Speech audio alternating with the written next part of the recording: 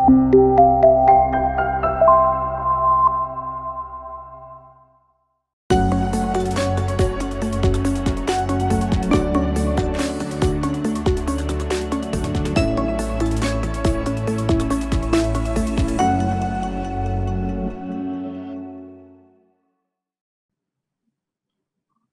you for joining us today for our panel, Moving the Dial on Future Cities, Sustainable, Resilient and Happy.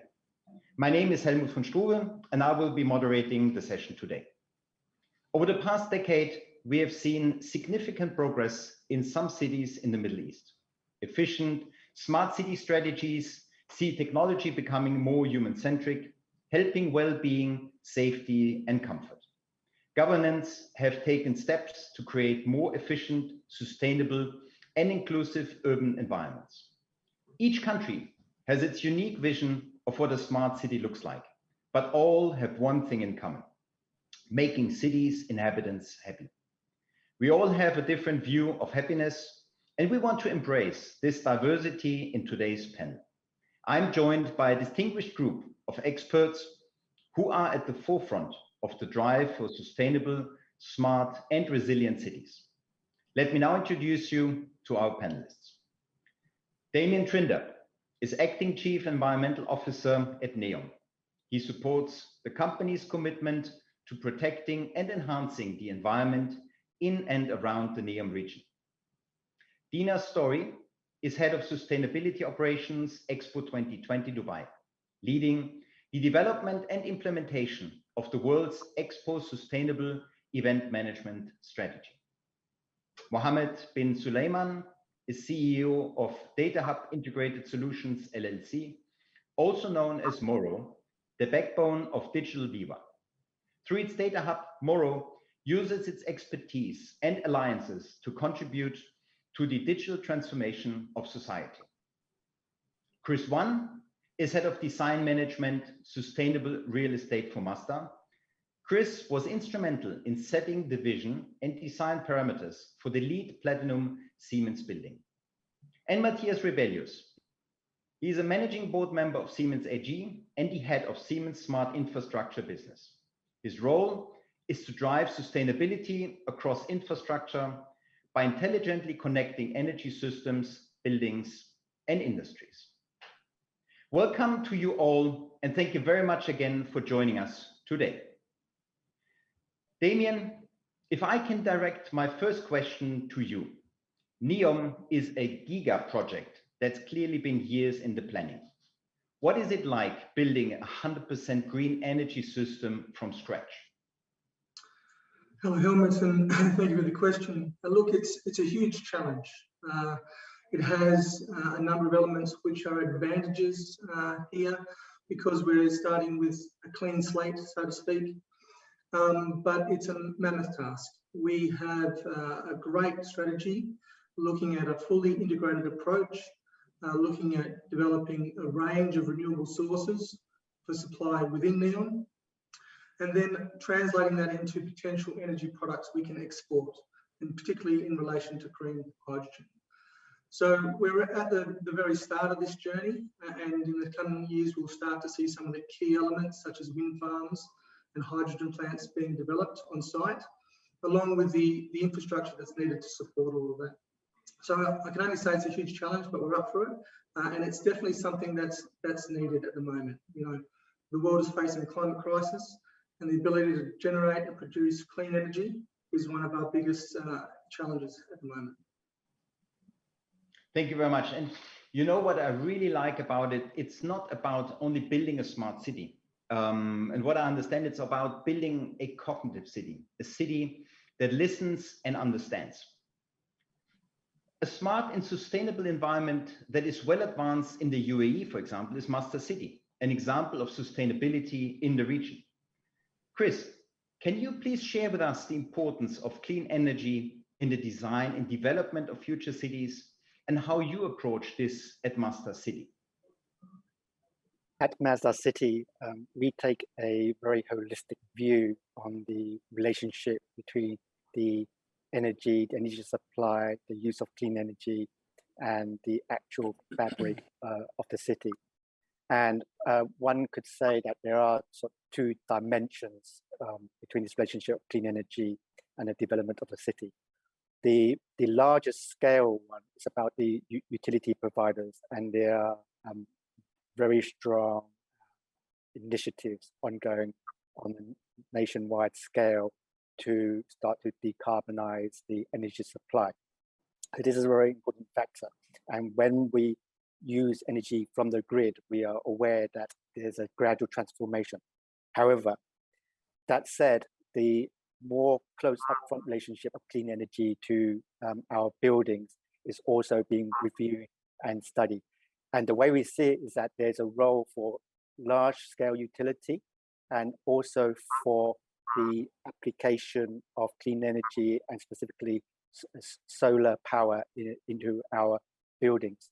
We've kind of been through an evolutionary process of understanding that relationship and being a sustainable city that is not only dealing with the environmental dimension, but also the social, livable, and also the economic dimension.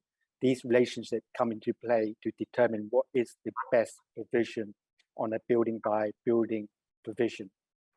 So the ability for for developers to participate is, the way we see it, a way that public can contribute to this movement towards the low carbon and eventually a carbon neutral society. And introducing into buildings allows this process to accelerate. And we are all know or fully aware that we are working against the clock on this front. So in terms of design, we started off by placing PV panels in the traditional rooftop solar arrays, as for obvious reasons, exposure to sun. But because we also deal with livability and walkability and pedestrianization of a city, our buildings tend to be very compact and close together. And finding that balance between providing shading for the public realm and introducing PV panels has been an ongoing design development. And the latest development is figuring out, and we have examples on the drawing boards at the moment, of combining PV panels in a more architectural way so they become part of the integrated designs of the building rather than being perceived as an add-on. Thank you very much, Chris, for sharing this with us. When we look at it, with our cities growing at an unprecedented rate, it is more important than ever to find new solutions for managing environmental impact, resilience, and quality of life in our increasingly urban world. As a premier partner for EXPO 2020 Dubai, we are creating a blueprint for future smart cities. And we are using technology and data to contribute to the effective management of the site. Now, when I look at you, Dina, what role does collaboration play in unlocking the potential of sustainable and human-centric smart cities? It's a very good question.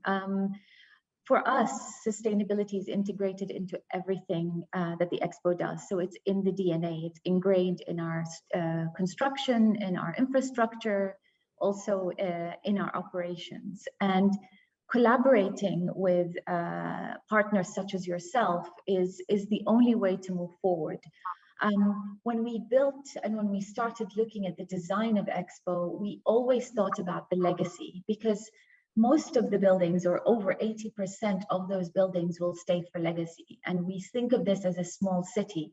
So the urban development of District 2020 was thought about even when we broke ground at the EXPO. Hence, when we started measuring, we needed a partner such as yourself to ensure that we have a way to make the city smart, make EXPO itself during the event smart. So, we're using MindSphere, for example, to collate all the data for our everything from energy to our irrigation systems is all connected through one system that gives us a visual capability to showcase, first of all, what we do,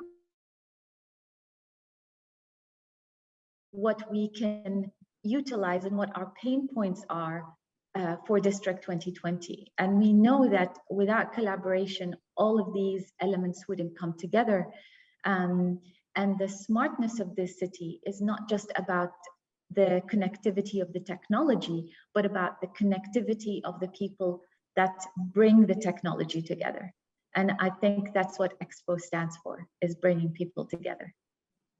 Thank you very much, Dina. And then we are very much looking forward also then to be future tenants of District 2020. My next question goes to you, Matthias. Siemens is involved in many projects that support energy efficiency and renewables integration across cities globally. What do you think are the technologies and the trends that will shape future infrastructure and make it more sustainable? Yeah, thanks for the question, Helmut. And it's together with all of you, we are working on this, and we are really delighted to have and honored to do this and to deliver technologies and work on technologies and driven by trends and by the customer needs and the demands for the future. I think there are two major trends. One is the energy transition, which is of course one of the largest transformations on Earth that we have seen. Since ever, and the other one is about, and that's where you are all active in, creating sustainable communities, be it larger mega cities or smaller ones. So these are the two challenges that we are addressing, and there we have the technologies. And for me, from smart infrastructure, from Siemens, we work, of course, on smart grids, on smart buildings, and the grid edges where the things are meeting and coming together with decentralized energy systems, and all of this being, somewhat enabled, powered, and driven by digitalization, and then digitalization as such driving the energy consumption globally up to be double of what it is today in 2050. So that is the biggest transformation we are in, and a very exciting time for all of us to be in the infrastructure business, as I think you agree.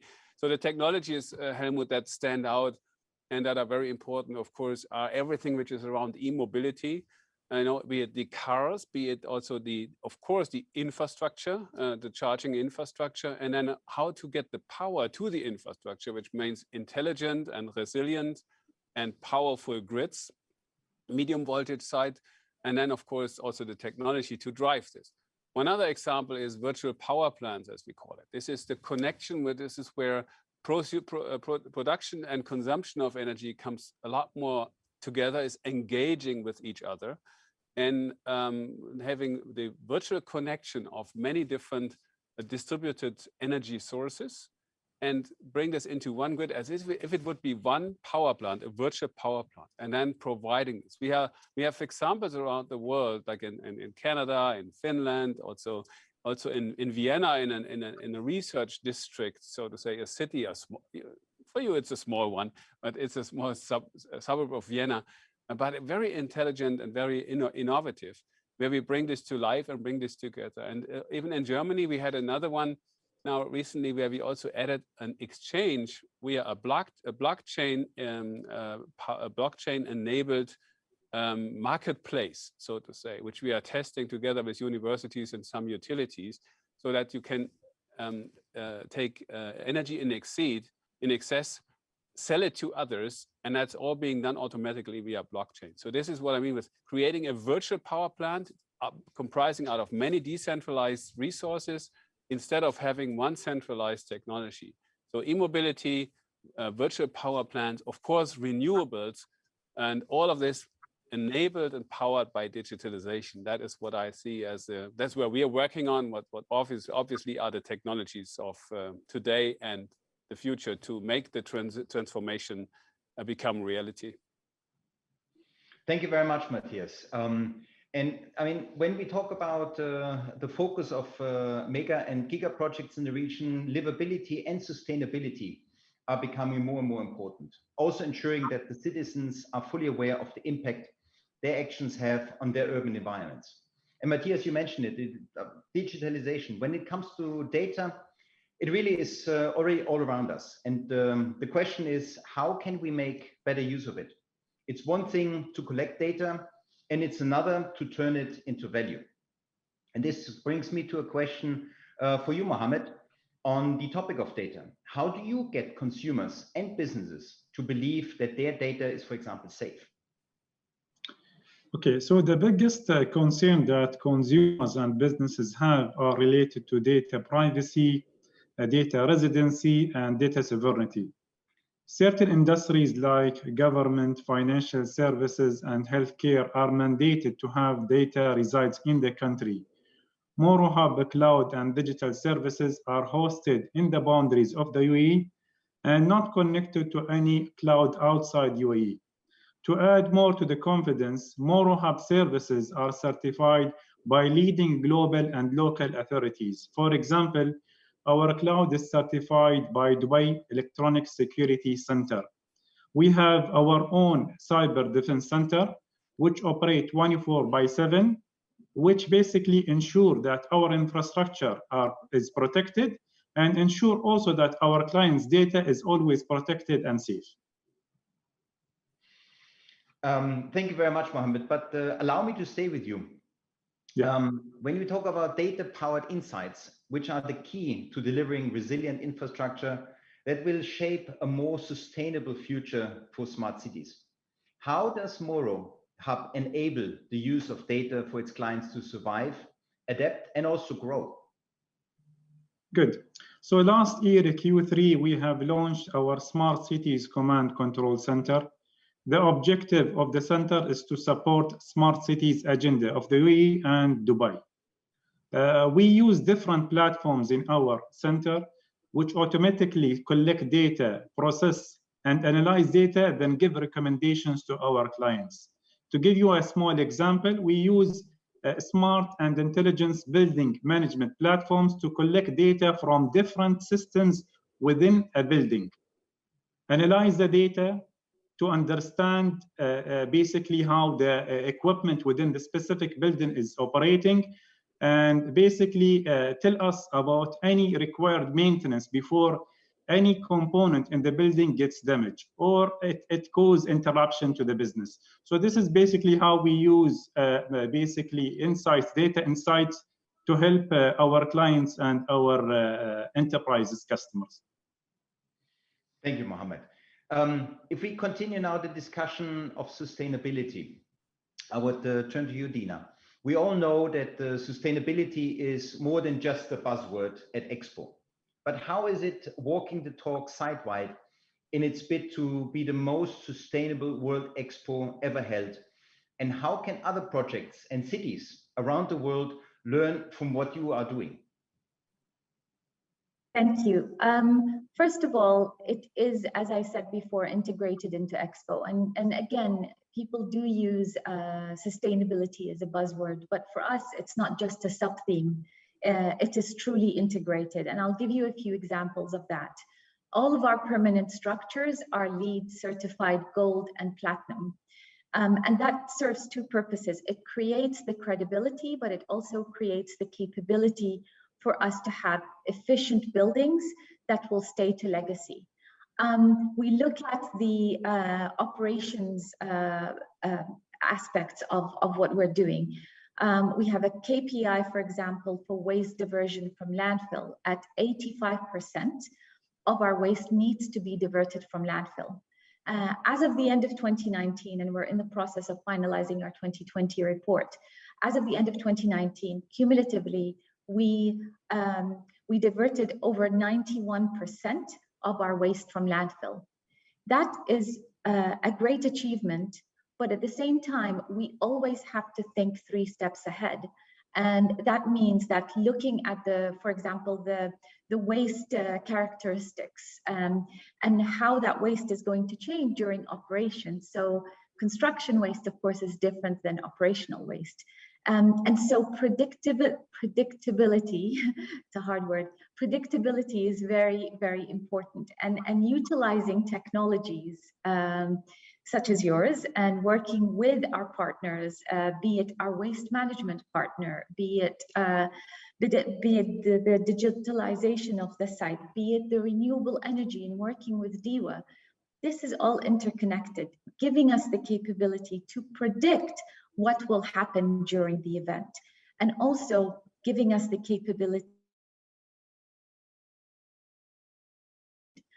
All these lessons learned are, of course, documented and, of course, are reported on transparently, because one of the most important things that we're trying to do here is create a platform for knowledge transfer, so that it's not just about what we do, it's about what first of all, our visitors do, about our international participants and our partners, and how collectively we can make that bigger impact. So being one of the most sustainable expos in history is our objective, but how we define that is the collective nature of what we're trying to do. Thank you very much. I mean, that really sounds exciting, and I'm sure that we'll see lots of things that we can take then back. Matthias, if I can turn to you, Siemens has committed to becoming carbon neutral by 2030. What are you doing at the smart infrastructure specifically to reach this target? Yeah, first of all, that's we are as smart infrastructure, of course, also within the company, you know, a driver and the one who is implementing many of those measures and levers within our company, as we do for our customer. For example, last year, our technology reduced CO2 for our customers globally by 1.45 million tons. So that just with implementation of our technology. We do the same thing in our premises. That's why we're also very confident that we as a global company will be carbon neutral by 2030.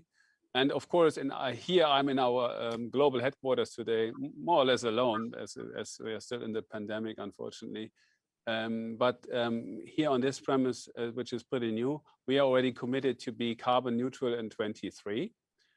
We do this with renewable energy and specific technologies that using the lake water cooling and heating and technology, so that we also can show and showcase to others and to our customers when they come back and visit us here what is possible and what we do. So it is CO2 emissions, to reduce them is very important in all industrial sectors. But the main drivers are, of course, buildings. You know, I think it's still globally about 40% of it.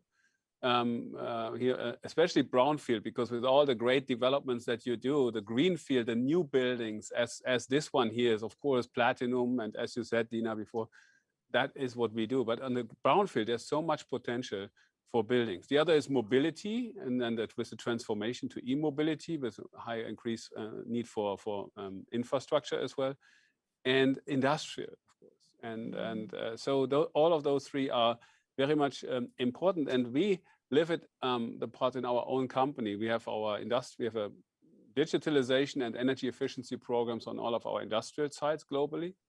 We also have in our and we were driving sustainability programs across all our 600 plus largest sites for Siemens. And sustainability in this regard is more than just energy. You know, it's about everything. It's about what I also consider as sustainability is, of course, asset and resource efficiency, yeah, with water and waste management, which is part of the platinum anyway certification. Then the safety and the comfort of our employees. Otherwise, our companies aren't, and our societies aren't sustainable. And the other one is also now with the pandemic, having software and solutions that enable a safe return to work. All of this I count as sustainability. That's what we do as a company for our employees. And then we can also, of course, and we do this for our customers in the same way. And in addition, we have, of course, energy efficiency programs in our major locations where we reduced our consumptions between 30 to 50% based on the level where they were coming from, how old they are, and alike. So our commitment stands for buildings, for our own fleet. We are moving to biogas, and then the next step also e-vehicles wherever possible. And then also bringing the infrastructure also, of course, to the location. So it's very important that we do this one step after the other. All of us take responsibility in the industry for our companies and for our countries and societies step by step.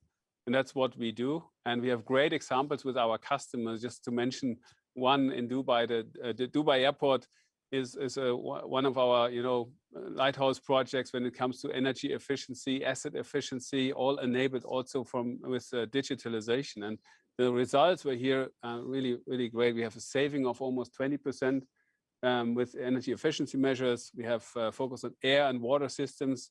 The project is expected to reduce emissions by 25,000 tons and electricity savings of approximately 50 gigawatt hours. So it's really a great example. Also reducing water consumption in the premise. All of us to Siemens Smart Infrastructure together with our partners, and of course with a very great and demanding and innovative customer made that possible. Thank you very much, Matthias, for sharing this with us. Now, when we are looking at design, and I'm coming to you, Chris, you mentioned it also in what you said beforehand. How can the design of future districts and cities encourage more sustainable behaviors of its inhabitants?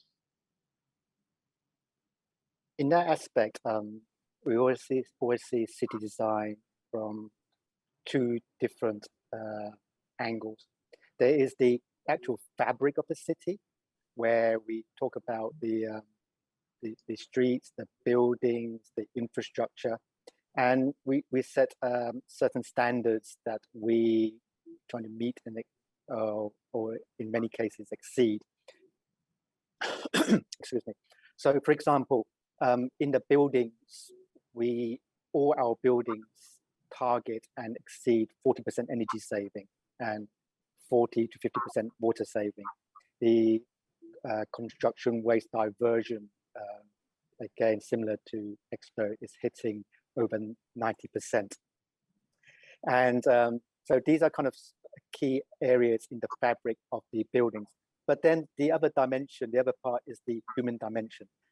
And a big theme that drives the design of Masdar City is the idea of designing a people-centric, as I like to call it, a people-centric place, whereby you always put the human first. If you're putting human first, how do you approach the design? And this goes into the realm of social sustainability and livability. So when you put the human first, then very clearly, one of the first areas to look at is the idea of the walkable city. And Masdar City is a walkable city. This is not to say that cars do not exist in Masdar City, or it's saying that the priority is given to people. People on the streets, people on the roads, people on the pathways.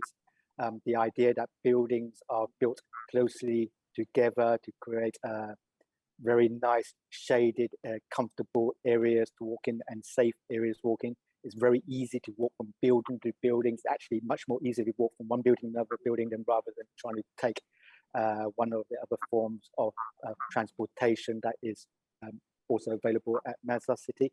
So this all comes into play. So in terms of how it affects human behavior or how to inspire change in behavior in terms of sustainability, we quite likely have taken a reverse direction where we produce an environment that actually makes it easier to behave in a sustainable manner than a non-sustainable manner. And there are some other examples, and a lot of it is in the details. For example, if many of our buildings, when you enter the lobby, and this includes the Siemens building at Masdar City, you are not confronted at the first instant by the elevators. You are confronted by the staircase.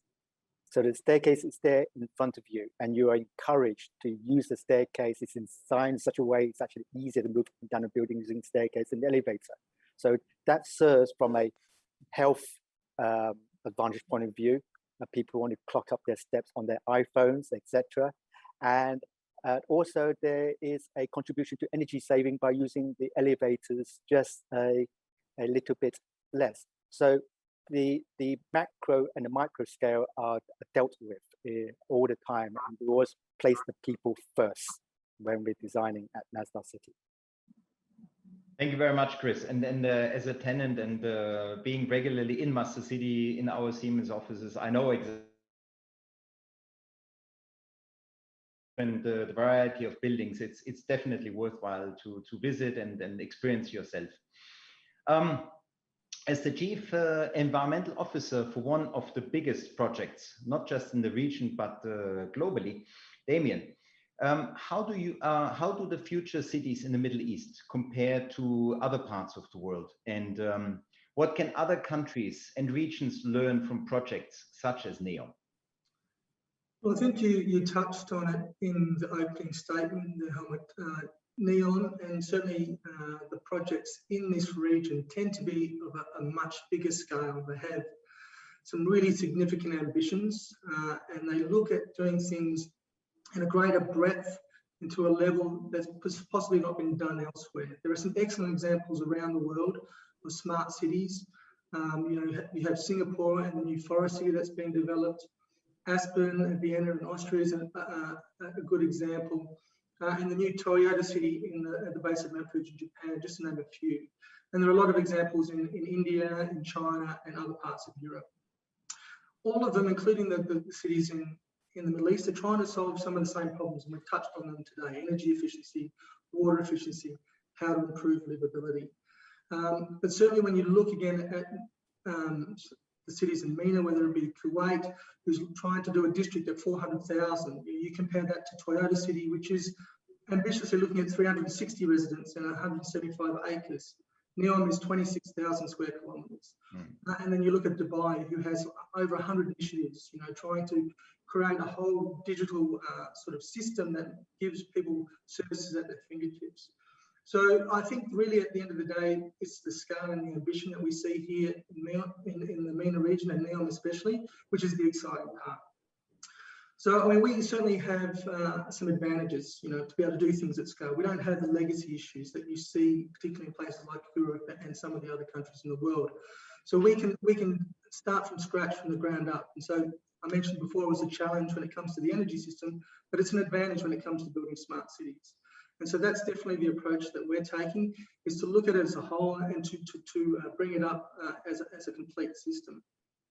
I think one of the things we're also looking to do, which I think is a potential opportunity for the rest of the world, is not just to stop at the smart city approach, which is giving you information and the ability to detect and fine scale and control issues that you see. It's a reactive approach, but actually being predictive and proactive and sort of looking forward and trying to predict issues that you can control and manage, either for improved efficiencies or improved livability. And so I think that's really where the projects in this region can sort of provide some leadership to the other parts of the world. Certainly the great thinkers, and there's great thinkers all over the place, so we can all learn from one another. But I think just the ambition that we have, and just to hark back to the comment I made at the early statement, that we have some significant global crises at the moment, climate being a significant one, or the main one, and they require some rapid transformation. They require us to act urgently, and that's certainly what we see here in the region: a sense of urgency and a desire to move forward quickly. And I think that's again something that we can share with the rest of the world. Yeah, Damien, I could not agree more. Thank you very much for this. Now, I mean, we talk about crisis. Obviously, we have the pandemic. Matthias, you mentioned it briefly. Despite the multiple challenges that actually were caused by COVID-19, this pandemic has also presented an opportunity for us to learn the right lessons from this type of a crisis to build long-term societal, economic, and also environmental resilience. Now, if I may ask a final question to all of you in the panel, to finish up our panel discussion today, what has the past year taught you in terms of planning and preparedness for future uncertainties? And I would start with you, Dina. Thank you. I think the past year has taught us about how we need to collaborate better. I mean, it was a very interesting pause when everything stopped. And we used it as a way of reassessing our priorities, but also the world's priorities.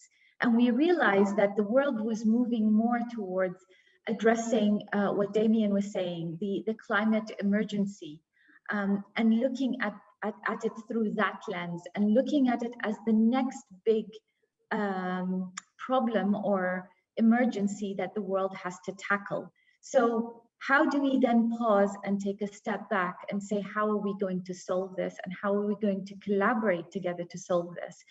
And I think what the lesson learned from this is there is no other way to do it than to work together, be it from a social perspective or be it from an environmental perspective, and always taking into account the three pillars of sustainability: the social, environmental, and economic aspects. We will not be able to grow economically the way we did before. We need to take into account the environmental and the social in order to grow economically as a globe, not just as a region, but globally. So that's my answer. Thank you, Dina. Matthias. Yeah, perhaps in a short answer, I would say it's the experience of the importance of a teams working together, of collaboration, within the company, with partners, also with customers, in a different way, in the virtual way as we do today, that we had to learn. And in this crisis, to keep supply chains up and running, to keep also the lights on, so to say, in the infrastructure, keep the vital infrastructure up and running. That was for me the biggest, success, and also learning. And we will take something out of it and keep it when we get back to the new normal. And there's also very much light ahead of us. If I just look into, and if you allow me one more sentence on top of your question, on looking at the plans that we see ahead of us in terms of the Saudi Vision 2030, the Urban Development Plan for UAE 2040, and all of the great projects that we are talking here, spearheading technology, but also as Mohammad said, keeping data. When we talk about digitalization, keeping data security in mind, spearheading new technologies, and working on as partners, like on the EXPO together, and on common development as a proud technology partner, and also spearheading greenfield as what Damien was talking about, and create. And I like what you said with the sense of urgency. That's really something which resonates with me. And to Chris, I would say thanks. We are a tenant, we are a user, we live it, we know what's there in Masdar City and what can be done. And I like also taking the stairs every day as much as possible to keep stay away from the elevator if possible. So thanks to all of you, and for the great discussion from my side. And sorry, Helmut, for jumping in and adding a little bit of words on top of your question here.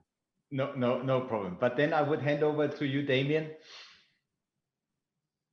So look, just to sort of relate to the previous two answers, I think that the two things I've really learned, I think we've learned from this last year, is the importance of connectivity and humanity. We really have to stay connected, even in a virtual sense. It's really important that we communicate, that we share ideas, and that we learn and together, and so that we can first predict or determine what's coming ahead, and there will be more of these sorts of crises, and be prepared to respond to them.